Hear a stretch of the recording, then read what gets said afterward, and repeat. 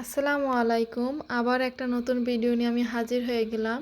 তো আজ খুব সহজ করে আপনাদের চিকেন বিরিয়ানি রান্না করে দেখাবো। তো চিকেন বিরিয়ানি রান্না করতে যা যা উপকরণ লাগে সেগুলো আমি সব সাজিয়ে নিয়েছি। আমার মেয়ে দুয়ারির চিকেন বিরিয়ানি খেতে খুবই পছন্দ করে, ওর জন্যই আমার বারবার এই জিনিসটা রান্না করা হয়।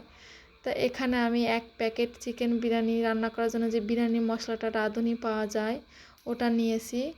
তো এখানে টক দই ছিল, টক দইটা বাসায় ছিল না আমার। 2 চামচ গুঁড়া দুধ, তার সাথে 1 চামচ লেবুর রস দিয়ে টক দইটা বানিয়ে নিয়েছিলাম। আর যা যা উপকরণ আছে সব আপনাদের দেখিয়ে দিচ্ছি এক এক করে। আদা বাটা, রসুন বাটা, পেঁয়াজ কুচি। এখানে পোলাও চালটা আমি ধুয়ে আগেই রেখে দিয়েছিলাম। তো এখানে চুলাতে কড়াইটা বসিয়ে দিয়েছি, তার ভিতর তেল দিয়ে দিলাম পরিমাণ মতো। তেলটা গরম হয়ে গেলে এর ভিতরে পেঁয়াজ কুচিগুলো দিয়ে দিব।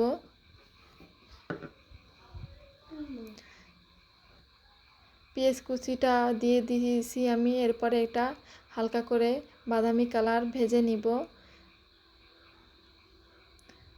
তো বাদামি করে ভাজা হয়ে গেছে, এখন সব মশলা এক এক করে আমি দিয়ে দিব। তো বাসায় কিন্তু বাচ্চাদের বিরিয়ানিটা অনেক সময় পছন্দ করে।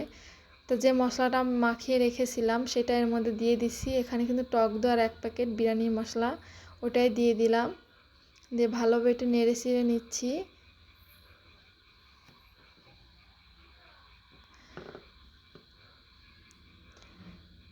তো সামান্য একটু আদা বাটা দিলাম, রসুন বাটা, এটা হলো বাদাম বাটা, যেটা চীনা বাদাম আছে ওইটা আমি ভিজিয়ে রেখে দিয়েছিলাম, তারপর ভালোভাবে বেটে নিয়েছি। জিরার গুঁড়া দিয়ে দিলাম পরিমাণ মতো এবং লবণটা দিয়ে দিলাম। এখন ভালোভাবে মশলাটা কষিয়ে নিব। তার ফাঁকে একটু টমেটো সস দিয়ে দিলাম।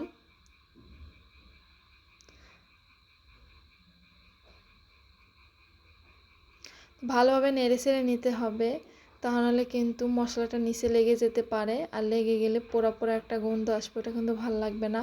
তা চিকেনটা আগের থেকে আমি ভালোভাবে ধুয়ে পানি ঝরিয়ে রেখে দিয়েছিলাম, সেটাই এখন দিয়ে দিলাম।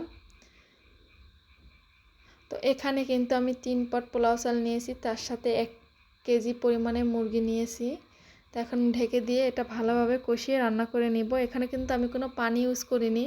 মুরগির মাংস থেকে যে পানিটা বের হয়েছে ওইটার মাধ্যমে কিন্তু এটা রান্না হয়ে যাবে। তা রান্না করতে করতে কিন্তু আমার কারেন্ট চলে গিয়েছিল, এর কারণে আমি গ্যাসের চুলায় রান্না করে নিচ্ছিলাম। তো এখন মশলা থেকে মুরগিটা আমি উঠিয়ে নেব, পুরোটাই আমি এর মধ্যে ঢেলে নেব বাটিতে। তা এই ফাঁকে আমি আবার রান্না করতে চলে আসলাম। তা এই ফাঁকে কড়াইটা ধুয়ে নিছি, এটা যদি ভালো করে ধোয়া না হয় চালটা ভাজার সময় নিচে লেগে যাবে। তো চালটা ভাজার সময় আমি দারুচিনি দিলাম, সাথে 3টা ছোটো এলাচ দিয়েছি। এবার চালটা পুরোটা ঢেলে দিলাম। ভালোভাবে চালটা এখন ভেজে নিতে হবে। যত ভালোভাবে চালটা ভাজা হবে ততই আপনার কিন্তু ভাতটা ঝরঝরে হবে। আর খেয়াল রাখবেন পানিটা দেওয়ার সময় পরিমাণ মতো পানিটা মেপে দিবেন। 1 পট চাল নিলে আপনারা 2 পট পানি ইউজ করবেন, তাহলে দেখুন ভাতটা অনেক সুন্দর হবে। তা আমি এখানে কিন্তু আগে থেকে গরম পানি করে রেখেছিলাম, সেই পানিটা এর ভিতরে দিয়ে দিলাম। তা দিয়ে দেওয়ার পরে যে মাংসটা রান্না করে রেখেছিলাম ওইগুলোও কিন্তু এর ভিতরে দিয়ে দিছি ঢেলে। এখন কিছুটা কাঁচা মরিচ আর আলু বোকারা যেটা ওটাই দিয়ে দিচ্ছি এর ভিতরে, দিয়ে ভালোভাবে একটু নেড়ে চেড়ে এখন একটু কিছুক্ষণের জন্য ঢেকে দিব।